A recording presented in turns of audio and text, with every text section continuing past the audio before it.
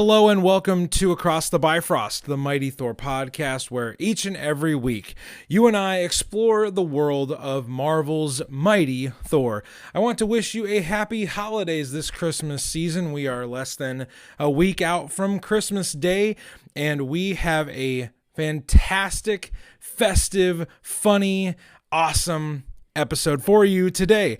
I am welcoming one of my favorite stand-up comedians to the show. He is also a big comic book fan. His name is Myq Kaplan, and he is going to join us in just a few moments. We have just a great conversation planned for you. We are actually going to be covering the issues that follow the Devourer King storyline that we did with Brandon and Brandon from Apollo City Comics just a while back. We are going to be discussing the Prey storyline. It is a series of 6 issues that really delve into the dark side of Thor and his alter ego, Donald Blake. So these issues are fantastic. Myq is fantastic. He was gracious enough to spend really some quality time with us talking about comics. We have a lot of fun, and we also get philosophical. We get a little bit existential. It's really just a great winding conversation, and we had a great time. So I wanted to share that conversation with you on the week before Christmas so that you can just get in the festive spirit. It's a really good talk, and I will delay no further. Friends, fellow sojourners aboard the Bifrost, I give you my conversation with Myq Kaplan.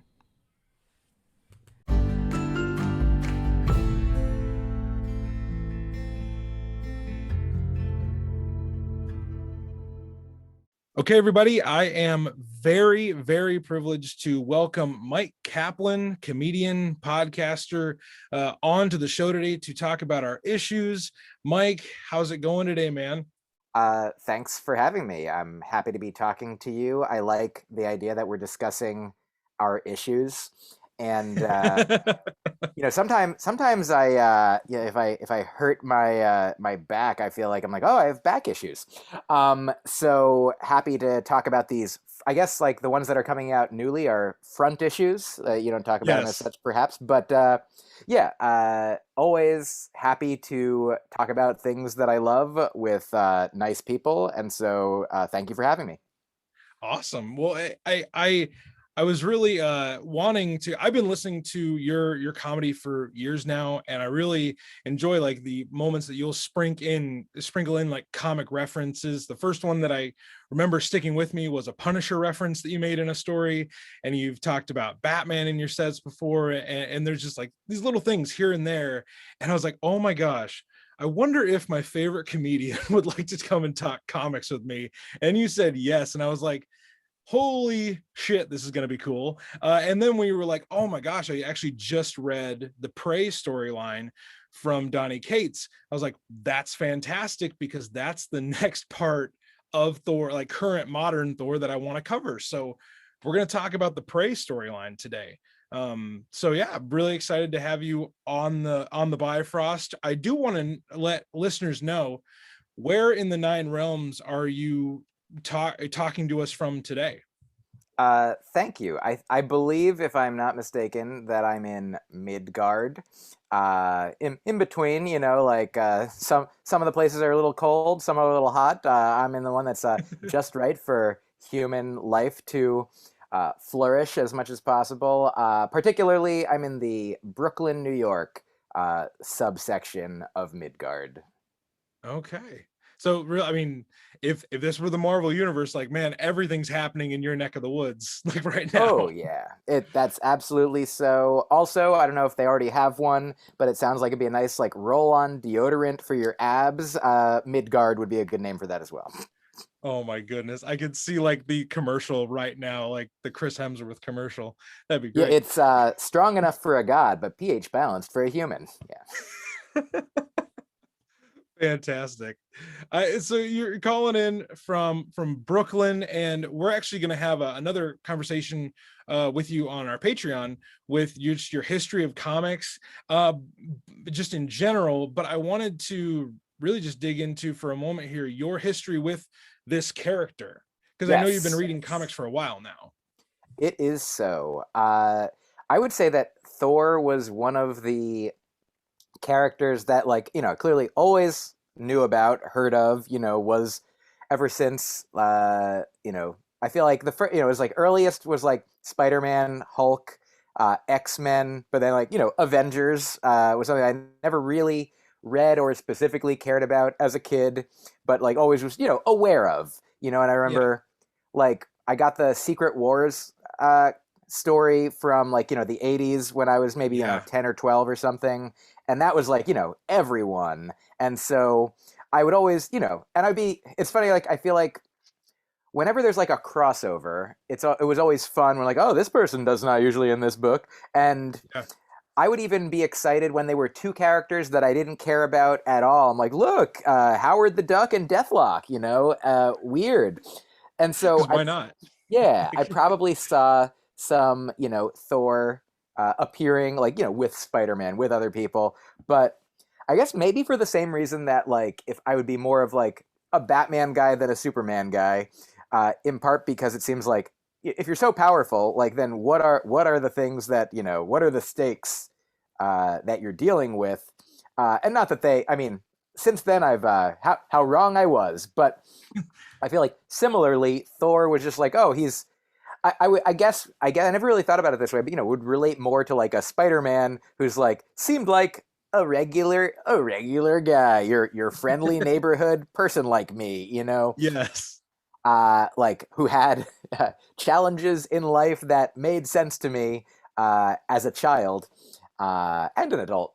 But so the my first when I grew up, like eventually I started reading comic books for more who was writing them than who the characters even were. Like I might still have my favorite characters, but I saw some years ago I started reading Scalped because I heard it was Oh, good, and then I got into Jason Aaron's Punisher, and then started being like, I'm gonna read everything that I can by Jason Aaron, and then like sort of the same way that when like I love Ed Brubaker, and when he started yes. writing Iron Fist, I was like, I've never actively, purposely looked to read an Iron Fist story. In honestly, I don't know if this is the entire thing, but I just didn't know anything about the character, didn't care as much, but also I like symmetry, and it always kind of like got to me that I'm like, but it's just the one side, like that he just punt. Can he switch it? Like I don't even know. Is it only just the one? Like Yeah, it yeah. feels so lopsided in a way that like I'm not clinically diagnosed with obsessive compulsive disorder, but on the spectrum where if I were to I'm like I feel like there's some symptoms that are present in me that like don't lead to debilitating lack of function in my life. In fact, sometimes help me be more organized than I might either even need to be or want to be under certain circumstances. But anyway, when Ed Brubaker started writing Iron Fist, I was like, I got into it and I was like, this is awesome. Like I didn't know anything about this character. Now, because of the writer, I love it. He's telling a beautiful story that could be like a movie.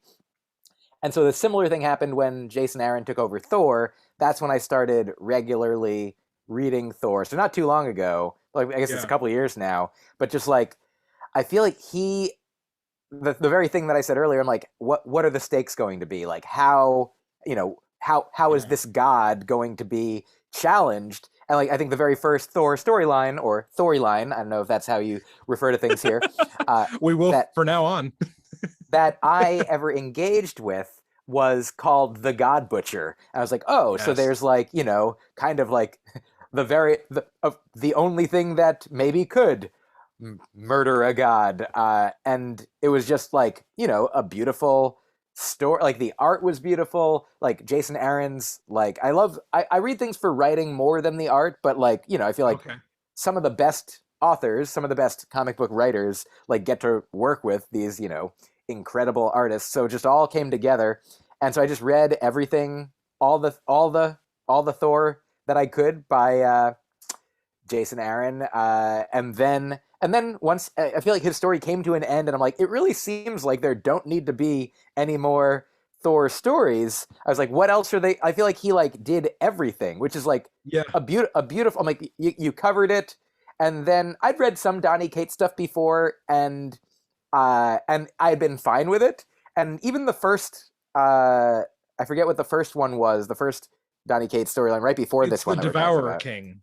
Yeah, like I read it and it was fine, and it didn't make me run out and get the next series immediately. But then Okay. I think I just saw it like after, you know, it'd been out for a few months and it was only like a couple bucks, you know, to get the whole thing. I was like, oh, I liked when I think Donny Cates did Doctor Strange a little while ago also, and there Yeah. was a story where Loki appeared, and I really enjoyed the Doctor Strange Loki, and so I've been getting into Loki more as well. I really enjoyed the Loki Disney Plus series, and like Yeah. they're just I know a comedian or a comedy writer named Daniel Kibblesmith, Okay. who wrote a Loki story that I also really liked. I forget what it's Nice. called, but also in the past couple of years. So I was like, well, I like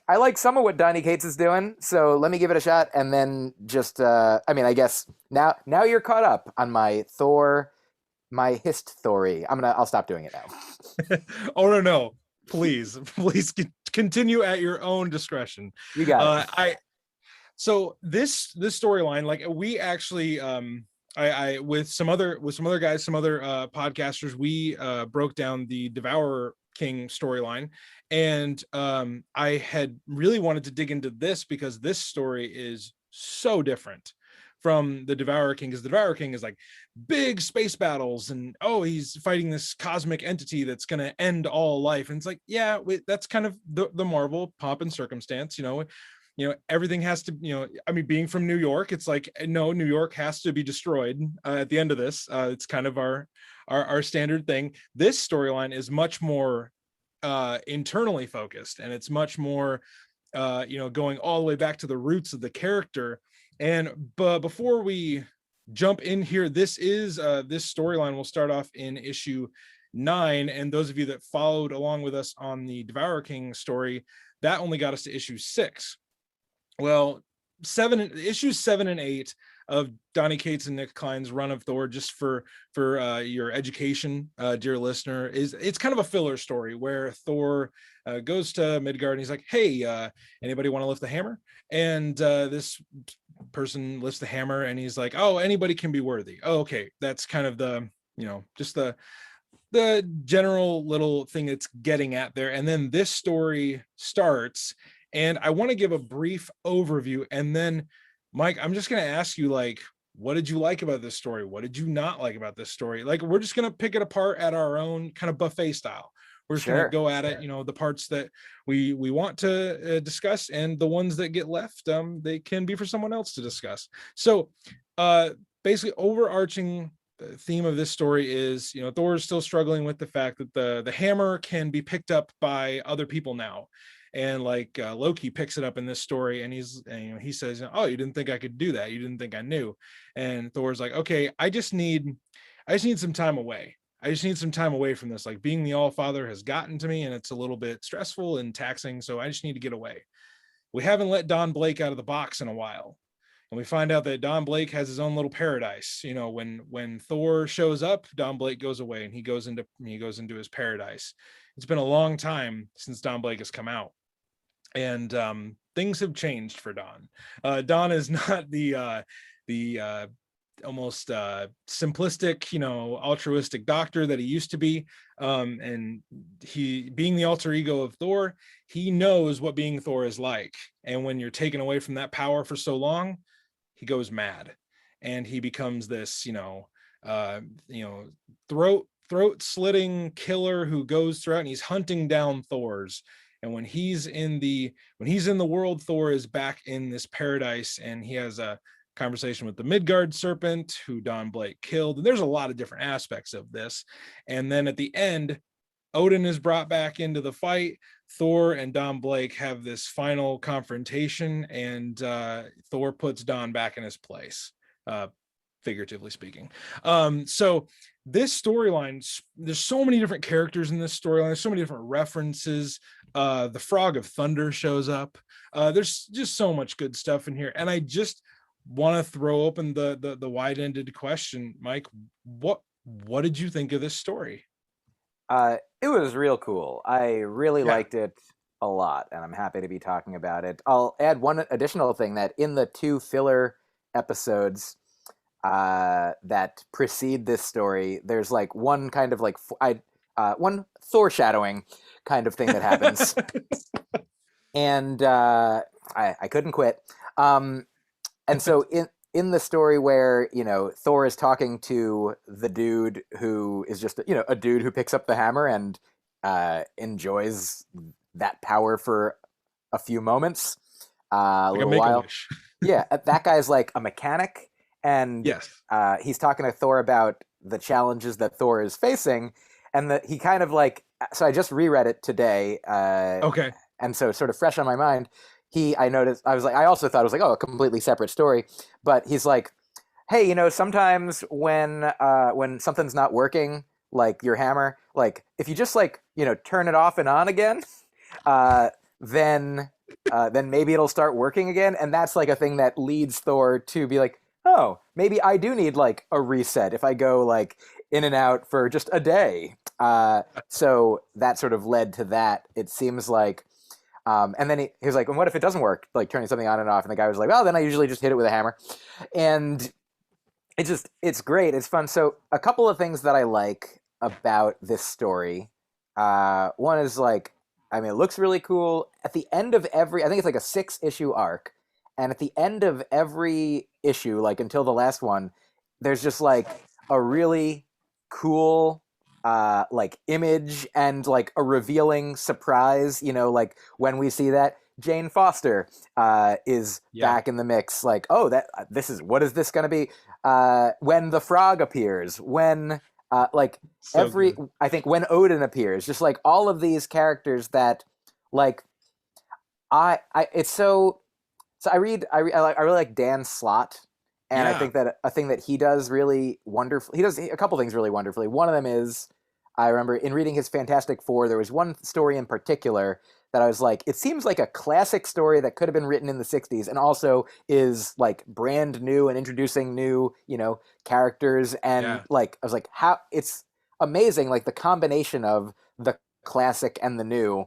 And so I feel like similarly, like Donny Cates here is bringing back like all of these, like, your Beta Ray Bills, your Throg, your like all if you're like a student of Thor, which again I am not, like I have enough through cultural osmosis Yeah. knowing, like I haven't read all of the classic Walt Simonson stories, I haven't read all the ones from Journey into Mystery in the 60s or whatever, but yet I have gleaned enough information about your Odins, your Beta Ray Bills and such to be like I'm sure that somebody who has like read the more Thor that you've read, the more cool it probably is when you're like, oh shit, this guy, oh damn, snap, that, oh god, and so a thing that I think like this guy does, that the story does so well, is like create again another like being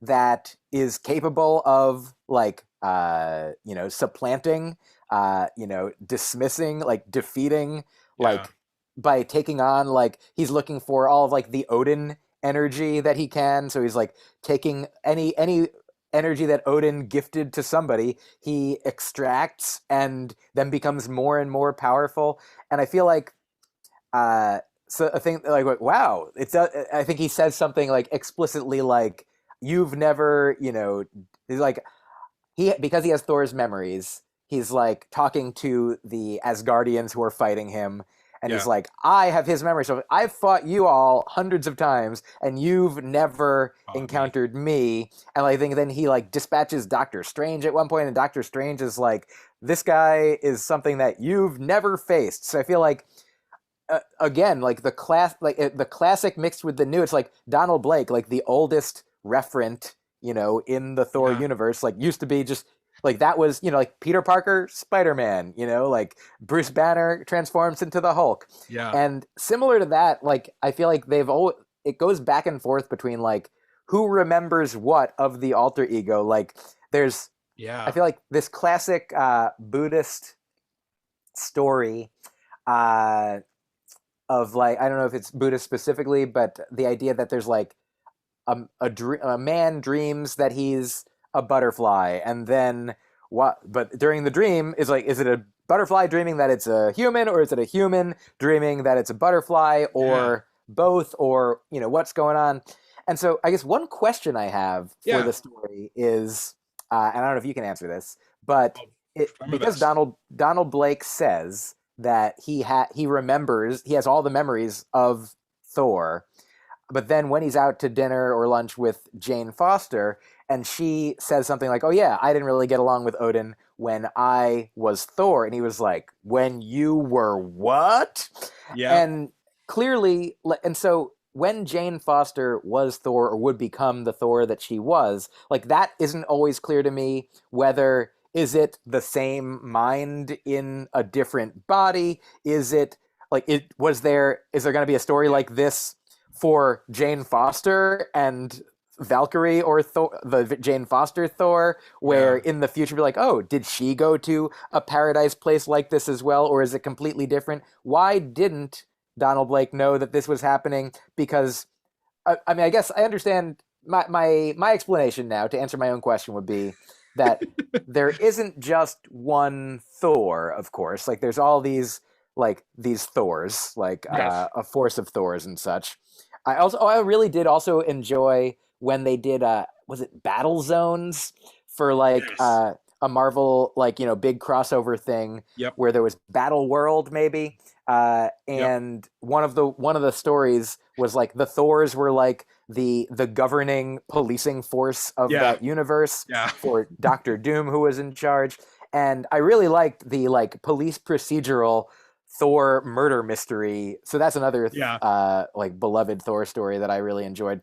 Um, so this is all to say, I understand that there are different Thors, and I guess Yes. Donald Blake doesn't have all the memories of all the Thors, just the one that swaps in and out for him. And I guess when Jane Foster took the mantle, like who knows? I don't even know. I forget what the other Thor was actually doing at that point. Was he Yeah. dead? Was he alive? Was he? I know that there was the unworthy Thor for a while. Yeah. Um, but see, I guess I, a question I have is like, how does that all work? I don't entirely understand, So but feel free to let me know if you have thoughts. I will fill in the gaps that I can, and I'll pick a. You said a few things there that I just feel like I think I can explain. Um, Please. the so Don Blake being the one that like why he doesn't know Jane Foster is or was Thor at one point is possibly Thor has not transitioned between that, like he has not done the switcheroo uh in that long, like because they make a pretty big deal of it being so long, and that he like Don has had enough time to go so mad that he kills the Midgard serpent, and Mm-hmm. like he's just a dude, so like it's probably been a while, like and maybe it is like, hey, I don't know the information that Thor knows until we switch, because like Mm. Thor had no idea what was going on under like in the in this pocket world or whatever, because Yeah, when he shows up, like everybody's friggin' murdered, everybody. sure. Oh, yeah. And That makes sense. I'll buy that. I mean, and that's my guess. My other thing is like it's a writing device where Donnie's like, well, I know what I just said, but like I'd really like for them to be some shock value, because like that so that scene right there, they so listeners who haven't read the issues, what are you doing? Go read them. Yeah. And in that they have a dinner scene, it is so uncomfortable. It like you're supposed to feel uncomfortable, especially like the moment where they kind of have that flash forward of Dawn stabbing her hand, and that like that terrifying. Like it was like Hannibal Lecter, Clarice like level of creepiness for me. And when they have that interaction, I think that's just one of those things where it's like Don had no, like he thought Jane was just a friend. that he was coming to get information, and now he's like, oh shoot, now I have to kill her too. And like maybe playing off of their relationship. I mean, they literally, next to Thor and Don Blake, Jane is the second oldest Thor character. So you have all these people like decades and decades of history, and maybe that's just something where they're like, just want to play up the drama of it. You had said another thing in there where bringing bringing back like all these familiar faces, and I loved that so much. Like it was one of my favorite, like, and like, yeah, very Dan Slott-esque of like getting to the end, like you feel like it's all classic and stuff, and then you get to the end, you're like, oh my gosh, Throg's in the next issue. Oh my gosh, Beta Ray Bill's in the next issue. Like, and I wasn't buying these. I wasn't buying these at the time, issue by issue, because I didn't live by a comic book store. And our world was going through other stuff. But when I read these all in a row, I was like, can't stop. Like, I just got to keep going. I got to keep going. And then then the Destroyer shows up at the end. Like, Oh yeah.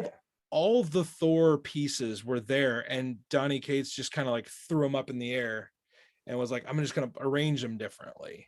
Oh yeah, and like the idea, the thing that was, I feel like that he did so well is like build up this seemingly unstoppable opponent. This, like he's gaining all the power that like Odin ever like birthed into the world or gifted to people, and the dragon, the serpent's power, like, and he's just like, wow, like how is anything ever going to stop all of this Odin force?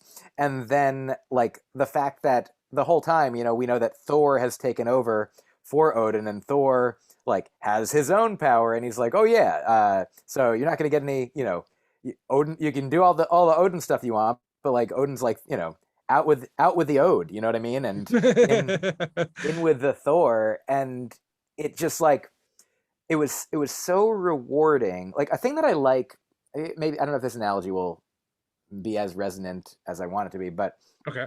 there are some comedians and some friends of mine and some comedian friends of mine who like I love talking to and listening to, in part because they have such strong opinions, even if I don't agree with the opinions completely, or like let's say it's a person who I agree with about a lot of things, and then they like take something so far in one direction that it's like easy to like come up with like a fun like counterpoint to it, to be like we're just both of us like sort of dancing around what perhaps could be a compromise or the a greater truth, or like the Goldilocks just right thing, but it's like, what if it's this, what if it's that? And so I feel like in this story what's happening is they're like, look at this all near unbeatable, invulnerable, like gaining power by the moment, like, oh no, what are we going to be able to do? And then the pendulum eventually completely swings in the other direction, where by the last issue, like Thor is just like knocking, like there's like one page flip where it looks at the bottom of one page, it looks like Don Blake is about to like do something super sinister, super powerful, whatever it is. Like he's like in the middle of about to say something, and the next page is like almost entirely just like Thor's fist, I think, just like like battering him so much that it's like, well, how did this character even, like, by the end of the story, we're like, how was he the big bad that he was in the beginning? It was just so satisfying and rewarding, and like I feel like, if there was somebody like an accountant, or like an auditor looking down and be like, well, how does the power system actually, like, how did this person do all this, and then these gods over here, and didn't he have, and couldn't he, and shouldn't, but like it had such, perhaps like the way, I don't know how you are on like Lost, but I remember the conclusion of the show Lost was Yes. a way that it was emotionally resonant, if not like intellectually satisfying, in answering all of the questions that the show raised over the course of the 6 years or whatever it was. And I feel like similarly here, like, there's like threads that could be pulled at in a, Simpsons comic book guy being like, well, how did but Yeah. Yeah, but oh like, gosh, yes. but I feel like the emotional resonance of the story like spoke to me so much that I was like, oh yeah, like this is it turned out to be just as, I mean, beautiful in a different way as like the and as complete a story as, Jason Aaron's that I loved. Like I just feel like, when the creators of art are like, sort of masters of their craft, you feel like I felt like I was in good hands. And like regardless of the questions that like I don't know the answers to, that I bet, if you asked this writer and any other Thor writers throughout history, like what is the explanation for this seemingly contradictory thing, like the same way you could find like things in the Bible, be like, well, if you said this, then, but you also said this, then what are you supposed to do? Or even like in Buddhism, like the Buddha said 84,000 things, and some of them seemingly might conflict with other things, but it's like, oh, well, like at this time in this moment, like in the beginning, this was the truth. In the end, this is the truth. Even if the truths seem like they're not necessarily completely compatible, like there's like a through line, a thread, like a narrative arc that is just so like sort of perfect and rewarding and beautiful, that like they just really, set it up and then just like completely like swung it as far, like it was like, oh my god, like horrifying, terrifying, and then just like so redemptive and rewarding and cathartic, I guess. And Yeah. then with the ending being like, I feel like at the beginning of the story, Loki starts by talking with Thor about how like Thor asks him to, help him by lying, and Loki's like, I'm kind of trying to do like a rebranding kind of thing where I'm about like stories now, and like sometimes stories are true stories, and like and myths and like fables and powerful things, and like if myths and stories are more my thing. And then at the very end, it sort of like swings back around, like that comes back where Loki is like, I'll take care of him now. Now that you've done your thing, Thor. And Thor's like, what are you gonna do? And he's like, you want me to lie to you now? And then, I mean, ultimate, like, spoiler for the final panel of the thing, Don Blake is, chained up, and Loki's like, if you want, nobody's using the old God of Lies title now, so if you want to be a god, that's the one that's available, the one that I had for so many years, getting my ass kicked. But you're Should give it a welcome to shot. it, and in fact, you're kind of you can't say no right now because you're trapped in this place. But it was just like, I mean, I feel like also like he almost was killed and he kind of wanted to be killed. Like that's ultimately like Odin was about to kill him, and then I I like as you and I have talked, I think maybe even just before, like the Punisher is not my, wouldn't be my favorite real life human, Same here. big fan of not murdering when it can be avoided, and I think it can almost always be avoided. Yep. And I mean, and it does seem like they, it's nice that magic exists in this world and in these stories in a way that they're like, okay, we can handle this guy, and maybe he'll escape at some point. Maybe he'll be, there'll be more Don Blake villain stories. Maybe there'll be some redemptive arcs in the future, like where Yeah.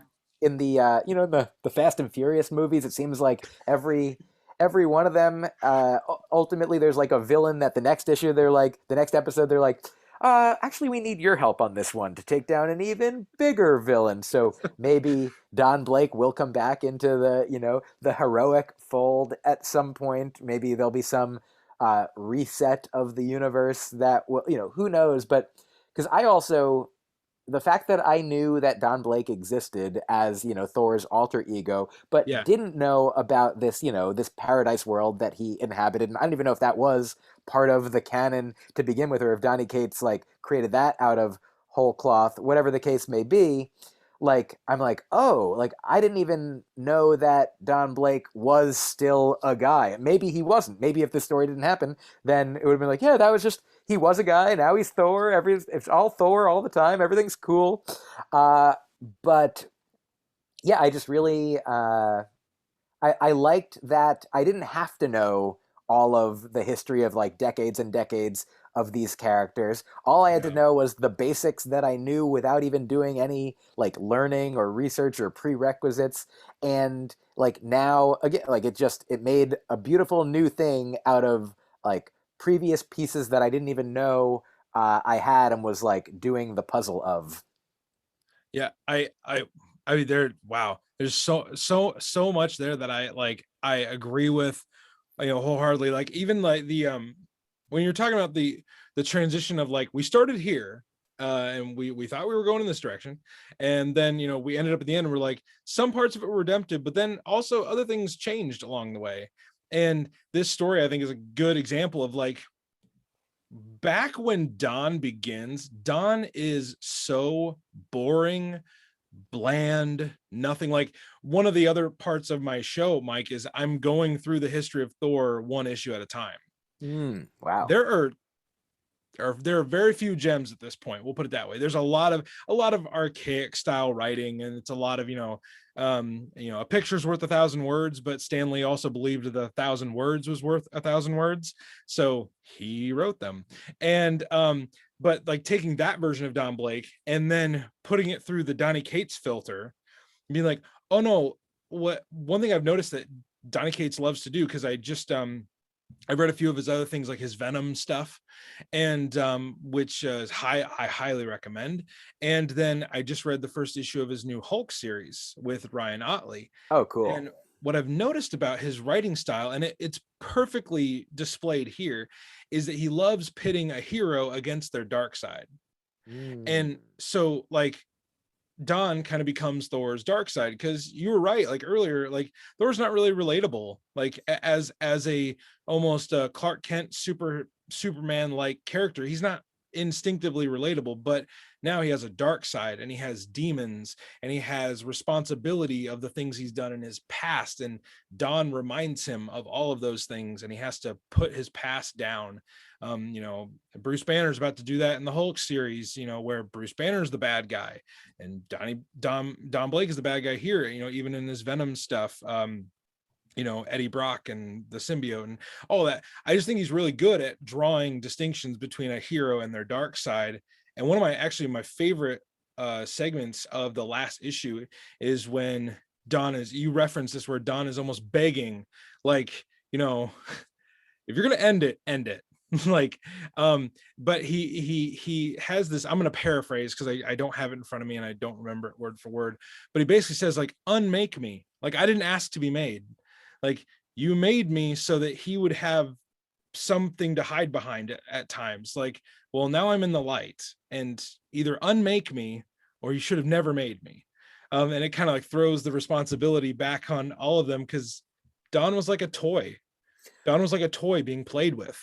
Yeah, and you just reminded me another part that I think was so powerful, like early on when maybe in like the second issue. I think we find out that he's like the big bad at the end of the first issue. Yeah. And so like in the second issue where we find out like how this came to be, he he at one point they talk about like the narration is about him having a memory of getting stung by a bullet ant or bitten by a bullet ant. Right.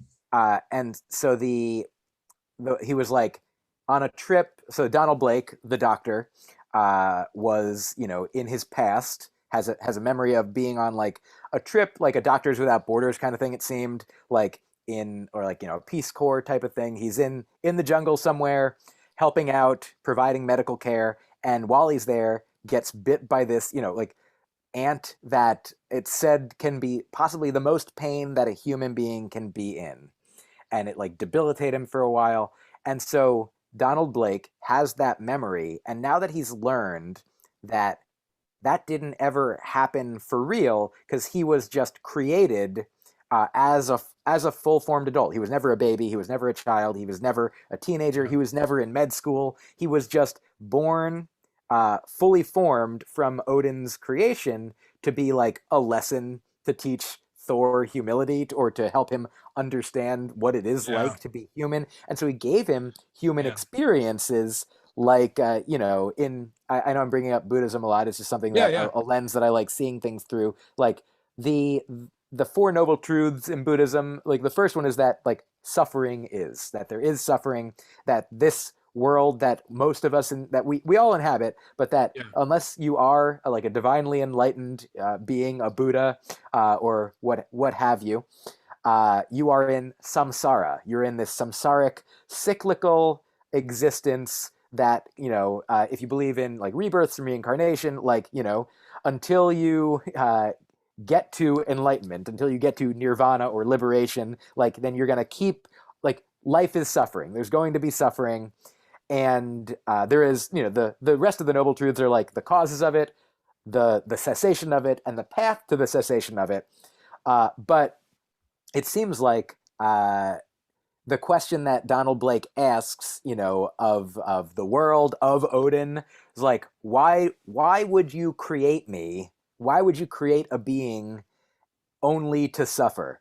Like, why would you, like, I'm fictional. Like, why did you make me up? And why did you, like, give me this painful memory? Like, you made me have, like, which sort of like is a microcosm or an allegory or some kind of, resonant with the idea of like questions that we all might ask, like humans in the world that we inhabit right now, like whether you are a religious person or not. Let's say you are a religious person. Let's say Yeah. you believe in a loving God, and you're like, God, why do good things happen to bad people? Why Yeah. is there so much suffering? Why is there genocide and hatred and disease? And why are these, like, if there's a loving God? I mean, one answer I like from Buddhism is that the Buddha is said to be omniscient, all-knowing, omnibenevolent, all-loving, omnipresent, all places, but not omnipotent, not all-powerful.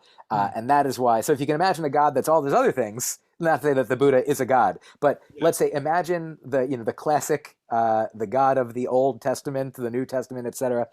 You're like, imagine everything you know about the God, like, except for all powerful, and that is why that there is suffering in the world, because if any all powerful being were also all loving, or if any all loving being were all powerful, then they would like snap their fingers and make it so there was no suffering. But there is no being that has that power to eliminate suffering for all sentient beings. Each sentient being has to or gets to do the work on their own in their own life to help alleviate their own suffering, to help alleviate the suffering of others as they see fit. So Don Blake is like asking the question that we're all asking, which is like, Yeah. why, and specifically why, like in a world, in a comic book world where not only, like, who knows what the take on like the biblical God is, but they're like, we have access to and communications with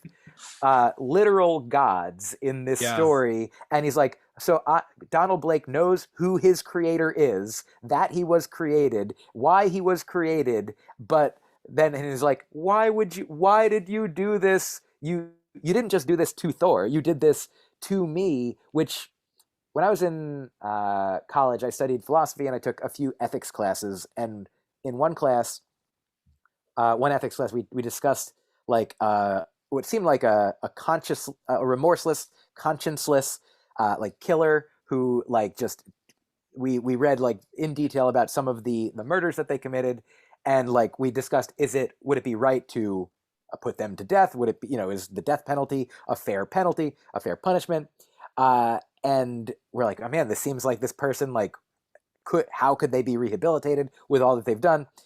And then the next day we talked about a child that was born to a family where the father was erratic and like would pull guns on his family members at all times, and that Okay. the mother in the family, like while she was pregnant, like was beaten by her husband, and he thought that this child that was born prematurely because of some of those beatings, like he thought that child wasn't his child, so he was like, nobody touch that child, nobody give anybody who touches that child like has to deal with me. So the child didn't get enough, let's say, food, love, care, physical touch, warmth, like the things that you'd want. And then we learned, the teacher shared, it's like, and that child grew up to become the psychopath from the day before. And we're like, when that child is a baby, we're like, that nobody deserves what that person is going through. Yeah. And then when we learn, like, of course it makes sense that, like, if you are receive nothing that you need, then you're going to just live a life of pain that then becomes perpetuated. I've heard a thing, I forget who said this, that pain that is not transformed is transmitted. Yes. And so here, like, the pain, like this imaginary pain, like, and this is just one example that, Yeah. we're given of, like, the worst pain a human being can feel was, like, magically imprinted onto this being. So how could he have become anything or anyone other than, like, the, like, unhinged killer that he became, because it all made logical sense. And yeah, the question is like, yeah, Odin, hey, why didn't you make this not happen? Uh, so yeah, that was another just really, I think, a beautiful, discovery slash creation that Donny Cates is like, oh yeah, like, if this being was created, like, in the way that we know historically he was, like, then that means that there are painful memories within Yeah. this being that were chosen to be put there by, this all theoretically as close to all powerful Yeah. being in the universe as there is, and be like, hey, like, so That in a feels way, unfair. yeah, it humanizes this, this creature. Yeah, yeah. I think so. That adage that you said about like pain that isn't, I've heard it, the pain that isn't transformed is then, it's transactioned to someone else. I think Sure. John is a great example of this, where, yes, he has this pain imprinted upon him, and then he goes on these adventures with Thor, and I'm learning through the history of Thor, like, Jane rejects him. He's not good enough for her, so it's pain on pain on pain on pain on pain. And then every so often he has to transform into this all-powerful thing that does have the power to take things away, because there's a weird, like, little bit of history in Thor comics where Thor and Odin can wipe people's memories, so they have the power to do this thing. And this is a lot more philosophical than I thought this issue was going to get, but I love it because it humanizes, an inhuman villain. But Don is never given the opportunity to transform into anything else. And then it's like Thor jumps back into, like, oh, we set up this idyllic place for Don to just hang out for a while he's thinking about all the pain and repressed memories that he has that he didn't actually experience. What did they think was going to happen? Like, or was it a thought of, we don't care what happens because he's a toy that we play with for a while, and then we put him in the toy box, and no one thinks about the toys when they're in the toy box. But then he tears himself, he tears his world apart, and then Yeah. he comes for the one person that could have done something about it. And here's the thing is also, I feel like another nice way that this connects to real life in a way, Yeah. beyond this story, is, like, my understanding is that it was idyllic, it was utopian, like, for, all the years, all the decades, however long it was, until, like, the transfer of power from, like, Odin being the All Father to Thor becoming the All Fa Thor.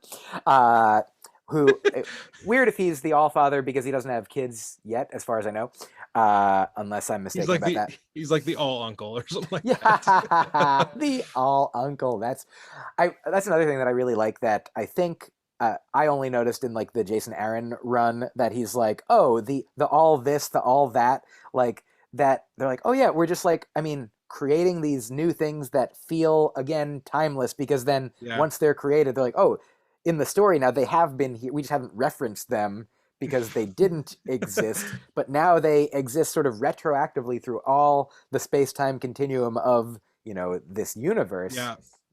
this multiverse. But the relevant thing that I want to get to is, okay.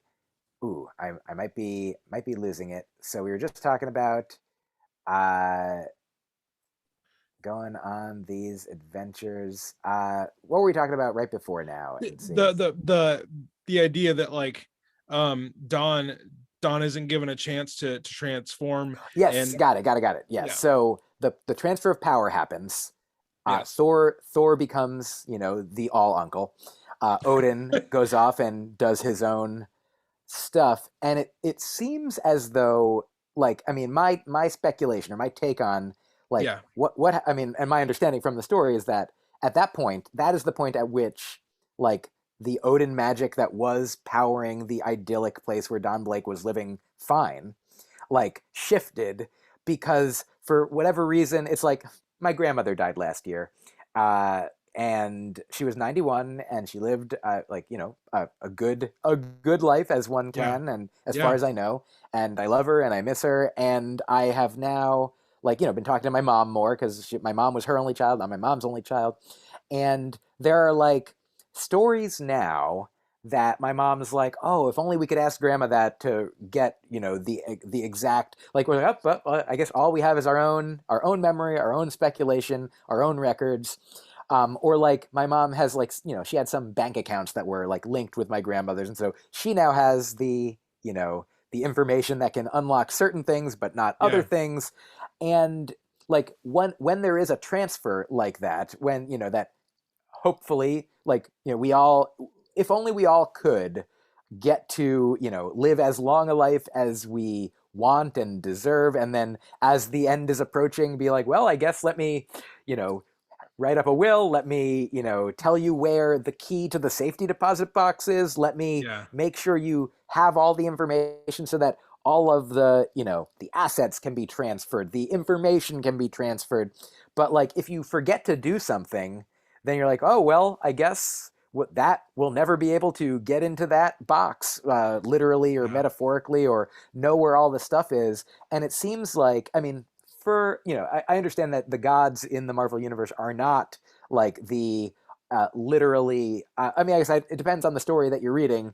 uh, yeah, it yep, seems like they're not, like, it seems to me that, like, the most all benevolent, all omniscient, all knowing, all loving being wouldn't get as angry as the Norse gods get sometimes. So I not feel so like much. it makes sense with that it's kind of like Odin's like, ooh, forgot to give you the keys to that, Don Blake utopia.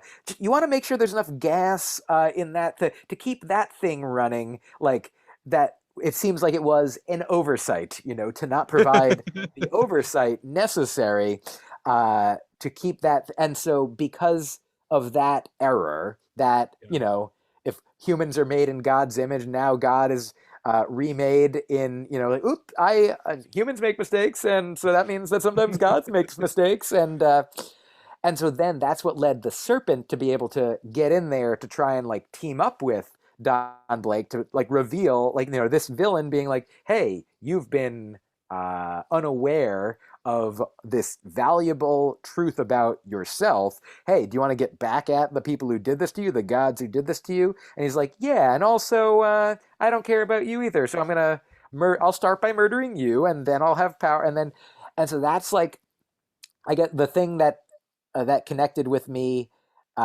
is, like, everyone's just trying to, like, in Buddhism, the idea is that we all are striving to increase happiness and decrease suffering yeah, for ourselves, for our loved ones, for our families, for some people, for our communities, our country, our world, for ideally, optimally, all sentient beings, to yeah, increase joy and decrease suffering.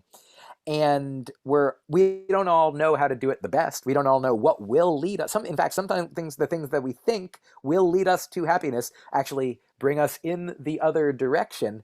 And, but in this story, uh, the serpent was just trying to do its thing to live a happy life, which involved causing other people harm. But, like, the serpent yes, was created to be just in, constant battle with the forces of light, the snake versus the bird type yes, situation. Which also, I realize, in, I don't know how much you are aware of. I've talked about in my comedy Yeah. about ayahuasca, which Yes, I do remember those stories. and so ayahuasca, a plant medicine, a psychedelic, sort of an entheogen, a hallucinogen, made from vines and leaves from the jungles of South America, among other places, perhaps.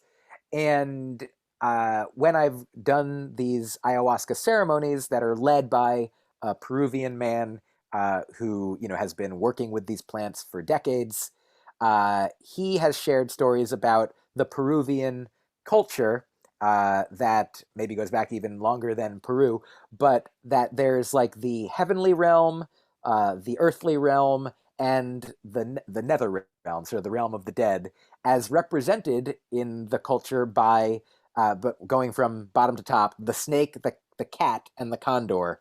And so I feel like there's, historic, cross multicultural Yeah. resonance with the idea that there's like on one end, this like heavenly bird, the creature of the light, and on the other end, this, potentially hellish like snake, the Yeah. creature of the dark. And that, like, like sort of the I've heard of the Native American tale of like the two wolves that exist within everyone, the Yes. wolf, Yeah. the with the positive attributes, the wolf of the negative attributes, and which one will win? The one that you feed. Like, so similarly, like in this case, instead of just wolves, bird and snake. And so, the snake fulfilling its purpose, all of us striving to fulfill our purpose, fulfill ourselves, live our happiest, most meaningful lives, and that because of the suffering, because of the pain, because of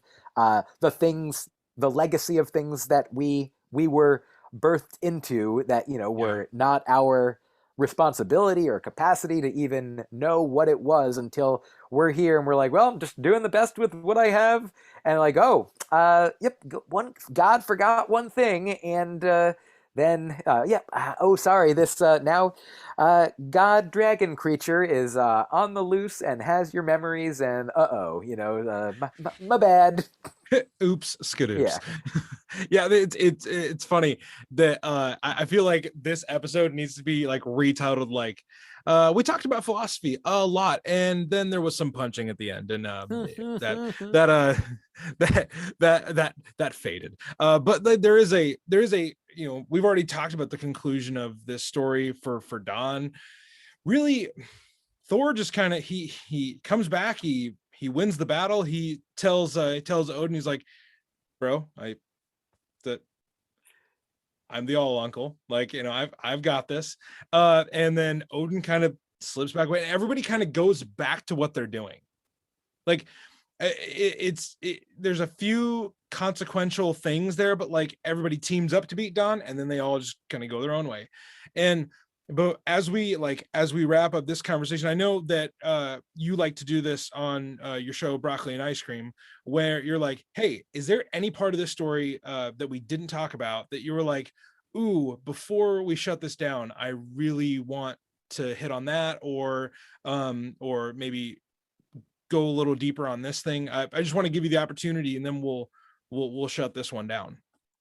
Sure. I have a couple things that I'll try to get Yeah. to all of just real quick. One is I don't think I knew that there was a frog Thor, like, which is fun because it kind of rhymes with Trogdor, the burninating dragon from the Homestar Runner verse.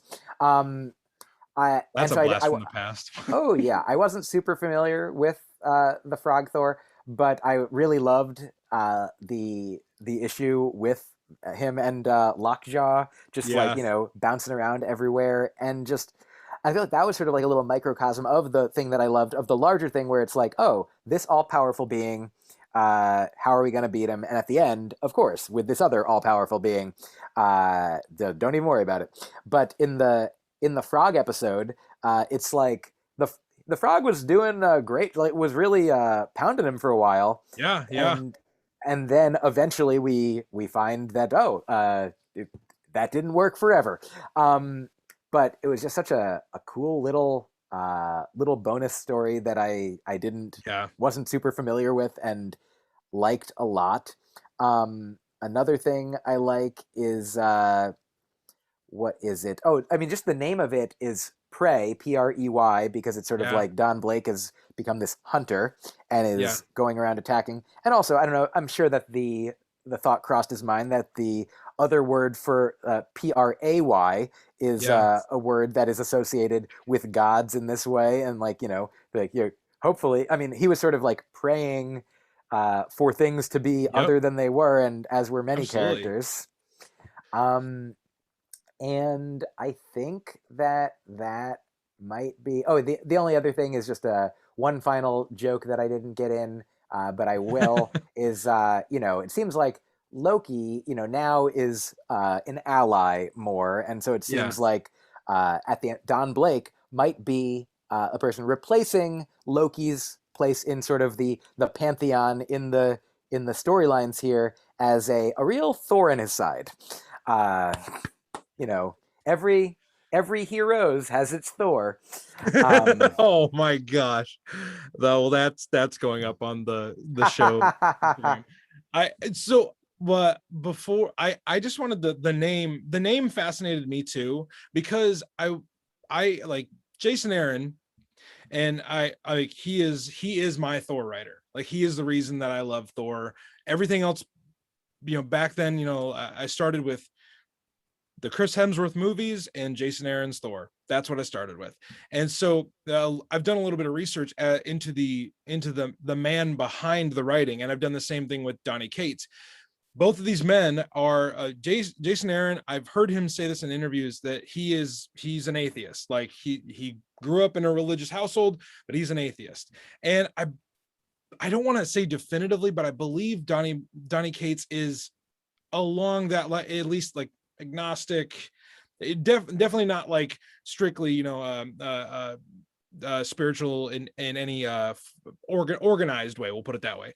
And what I love about these two men when they write is if there was any hurt attached to religion or God in any way, they have written, I believe, truly therapeutic, like processes of like, hey, you want to know what I think of God?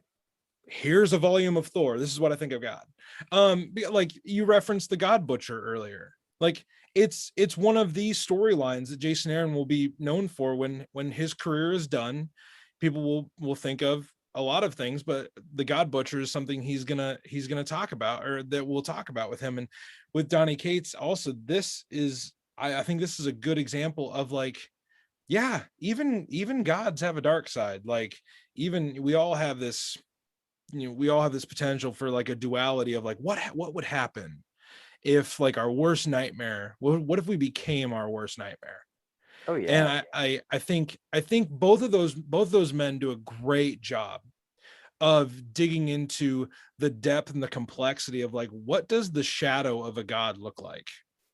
And Mm. I just when you said pray and kind of the two uses of the word, I was like, knowing the guy's writing style, there's no way that wasn't a thought. Oh yeah, absolutely. With a lot of Thor thought in that one, and just the I don't know. Thor and I keep after. walking Okay. right into him. What about? It's funny. I've never thought about this. The All Father, Yeah. and Thor. I feel like if you ever had to do a speech, you could be like, our Thor fathers um, who came before us. Bathoris is like a Thor. It's hard to. Okay, I've said too much. Um, yeah, it's just the thing that you're talking about with respect to like their belief systems, Yeah. Yeah. like which of course like they're these authors, which but also I don't have it. I have it in the other room. I'll show you later maybe. I Yeah. took a Yeah. picture of it, but I was hanging out with a friend of mine just before doing this show, and I told him I was going to be doing this Thor podcast, and he's like, "Oh, I have a Yeah. thing for you." He drew up a like with sort of like the logo, the stylized Thor lettering, and it Yeah. says the word author, Author, and Oh, then nice. but instead of the mighty Thor, it says the righty author. Oh, that's amazing. Oh yeah. That's awesome. it's Oh my uh, it, goodness. it's pretty fun. And here's like another sort of a take on that I feel like to both of us, Jason Aaron is sort of like the golden author of Thor, and gold in Latin is Au, or in the chemical element table. So Au Thor spells author. So he's the golden Au Thor author. The man, like all the intricacies and the interconnectedness of this is awesome. I Uh, uh yeah, thank you. I as like it. as we shut it down, I just, I've appreciated your comedy for so long, and if you want to hear more with Myq, we are gonna put up another conversation on Patreon where we're just gonna talk about his love of comics. But if listeners wanted to find your creative ventures, where can they do that? Where can they reach out to you, interact with you? Sure, thank you for asking. So Myq Kaplan is my name, and I spell Mike weird, so it's MyQ Kaplan. If you look for me on any social media or at my website, myqkaplan.com, you can find me there. My stand-up albums are all, where you would hope to find them for the most part, Yeah. streaming, downloadable. And my most recent one is called AKA, and I like it a lot. I'm very proud of it and happy with it Yeah. and recommend it. My very first album, which is the one that has the Punisher joke on it that you mentioned, also does Okay. have, I believe, a Thor joke on it where I talk about the kind of person who says things like, "Who do you think would win in a fight, Thor or Superman?" Uh, Yes. and I think my answer is something like, "I don't know, but I think I know who would win in a fight between you and anyone you went to high school with." And also Right. I am that person. So uh, that all my albums are available somewhere, and where you'd hope albums to be for the most part. Yeah. And then I also put out a weekly newsletter that usually is just a few jokes, a few fun units that you can sign up for free, or for bone. It comes out once a week for free at myqkaplan.substack.com, and then also you can subscribe for greater uh, greater sendings amount. Yeah, I have a degree in linguistics, and greater sendings amounts but is what I came up with there. But and I also do have a Patreon where bonus podcasts of my own come out. So yeah, but if you put Myq Kaplan wherever you want to find Myq Kaplan Yeah. uh, business pleasure content, you will find that content. Awesome. Well, like I said, we're gonna put up another conversation with Myq where we're gonna just kind of keep this going for a few more minutes. And if you want to take part in that, go to our Patreon and you can hear more of Myq on that. But Myq, thank you so much for joining us on the free version of the show today. I Thank appreciate it so you. much, man. Same.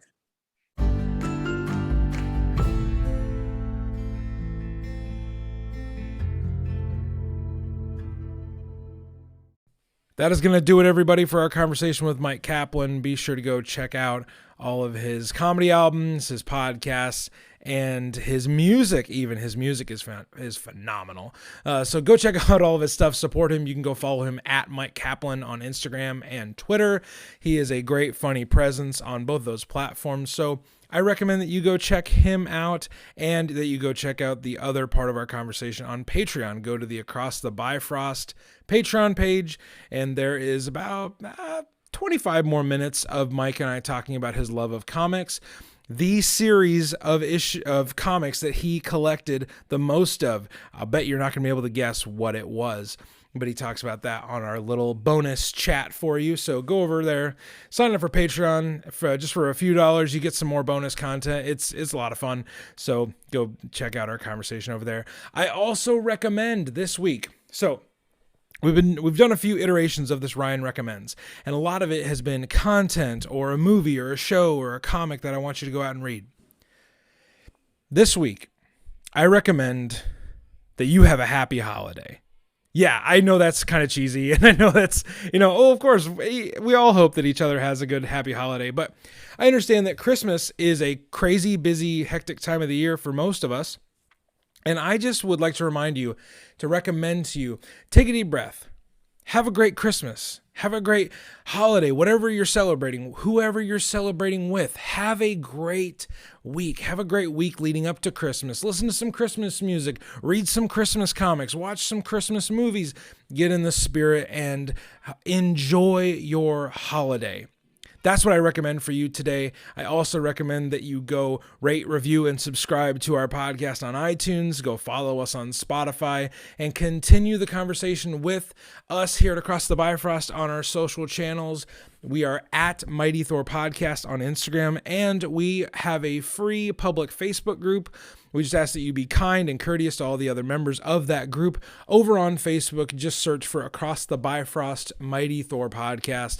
And we have some great conversations on there. There's a lot of great other fans there that you can talk about the Mighty Thor with. So be sure to go do all those things. As we go out today, reminder again, have a great holiday. Have a great Christmas. We will see you here next Sunday when I am going to be joined by not one, but two special guests to talk all about my favorite aspect of the world of Thor that we have not touched yet. We are going to talk about Jane Foster Thor for our last episode of 2021. Yeah, we got all the way to the end of this year and we hadn't talked about Jane yet, so I knew we had to. And I invite two of my newest friends onto the podcast to talk about her phenomenal debut. So I shouldn't give you any more of it right now. I need you to wait till next Sunday to get more of this awesome content about Jane Foster. So be sure to check out next week's episode. Have a Merry Christmas, and remember to stay worthy.